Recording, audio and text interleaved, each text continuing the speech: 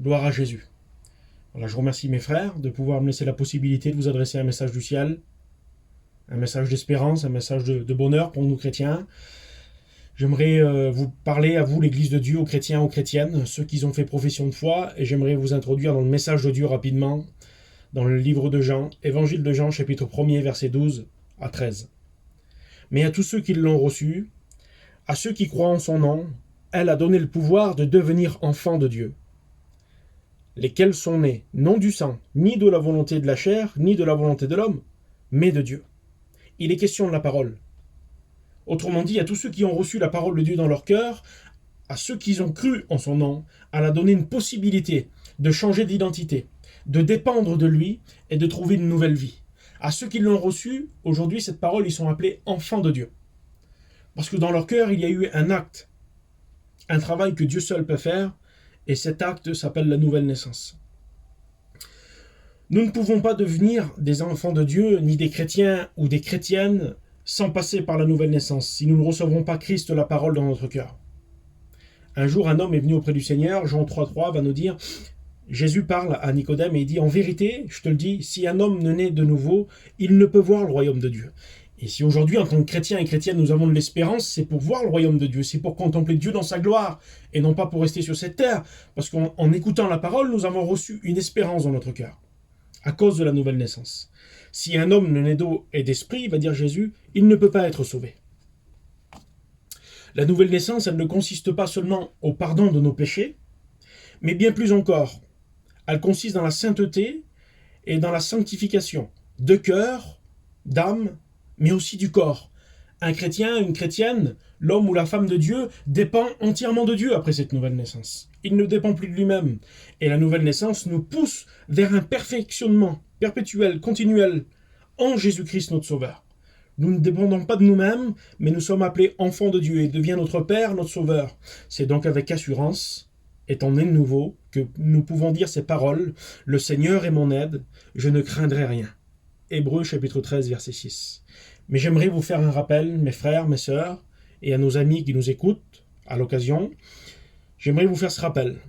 Le Seigneur sera notre aide à nous, chrétiens, dans la condition où notre nouvelle naissance est accomplie et complète. Car il est possible de vivre une vie de soi-disant chrétien ou de soi-disant chrétienne sans même avoir rencontré le Christ, ou l'ayant seulement expérimenté.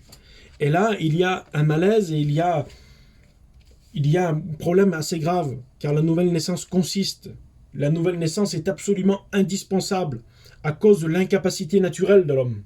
Si je reste dans un état de péché, et si tu restes dans un état de péché, tu ne peux pas voir le royaume des cieux. Tu ne peux pas accéder à Dieu. Tu ne peux pas recevoir les bontés de l'Éternel.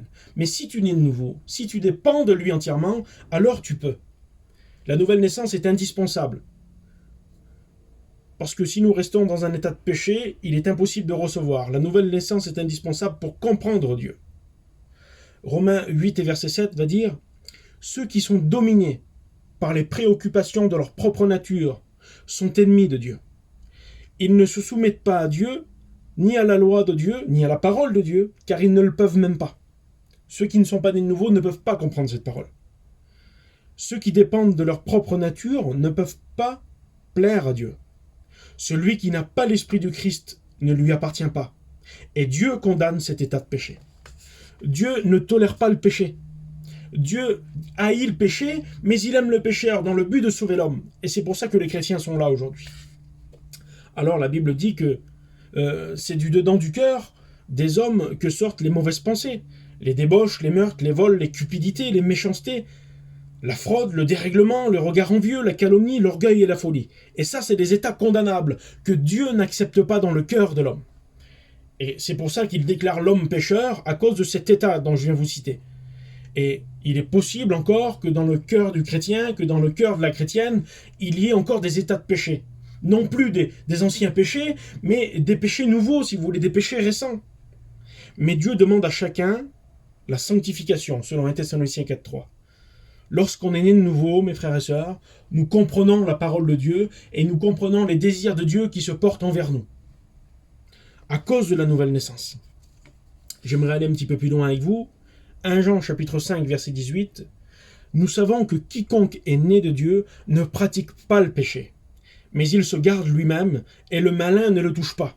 Et aujourd'hui, si nous rencontrons des chrétiens qui s'éloignent de la main du Seigneur et qui coupent le lien, la relation avec Dieu, notre Père et notre Rédempteur, notre Sauveur, Jésus-Christ, c'est pas la faute de Dieu, mais c'est parce qu'il y a dans leur cœur des choses qui ne correspondent pas et qui ne sont pas aux normes avec cette parole qui vient du ciel. Alors, livre de Corinthiens, deuxième livre, chapitre 5, verset 17, nous déclare ces paroles, qu'elles sont belles et bonnes pour nous, chrétiens. Celui qui est uni à Christ, il est une nouvelle créature. Les choses anciennes sont passées, voici, toutes choses sont devenues nouvelles. Et j'aimerais vous faire un rappel qui est ultime pour nous, l'Église du Seigneur. Romains chapitre 6, verset 12. Que le péché ne règne donc point dans votre corps mortel, et n'obéissez pas à ses convoitises. Béni soit le Seigneur Jésus-Christ pour ce rappel qui est bon pour nos vies, qui est majestueux.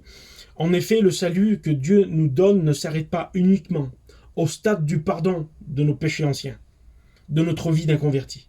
La nouvelle naissance nous emmène beaucoup, beaucoup, beaucoup plus loin. Ne nous arrêtons pas à la nouvelle naissance. Ne nous arrêtons pas le jour où nous avons reçu seulement Christ dans notre cœur, mais allons beaucoup plus loin. Il peut encore y avoir dans la vie du chrétien des démêlés avec le péché. C'est ce que je note, c'est ce que Jésus me rappelle. Il est possible que dans la vie du chrétien, il y ait encore des démêlés avec le péché, mais les chrétiens ne sont pas appelés à s'installer dans le péché, les chrétiens ne sont pas appelés à s'installer dans un dérèglement qui n'est pas honnête devant Dieu, ni dans des passions quelconques, mais à s'en sortir, puisque Jésus les a pardonnés, et qu'il continue toujours à les assurer de son pardon. Béni soit Dieu. Et je m'adresse à l'Église du Seigneur, bientôt Jésus va revenir. Bientôt Jésus va revenir prendre les siens, mais il prendra celui qui a fait sa volonté. Alors il continue toujours à les assurer de son pardon dans la condition où ces personnes veulent s'humilier et demander pardon dans le but de vivre selon la parole du Seigneur. Il n'y a aucun soulagement de conscience devant l'Éternel, le Dieu Tout-Puissant, car il ne fera exception de personne. On ne pourra pas venir avec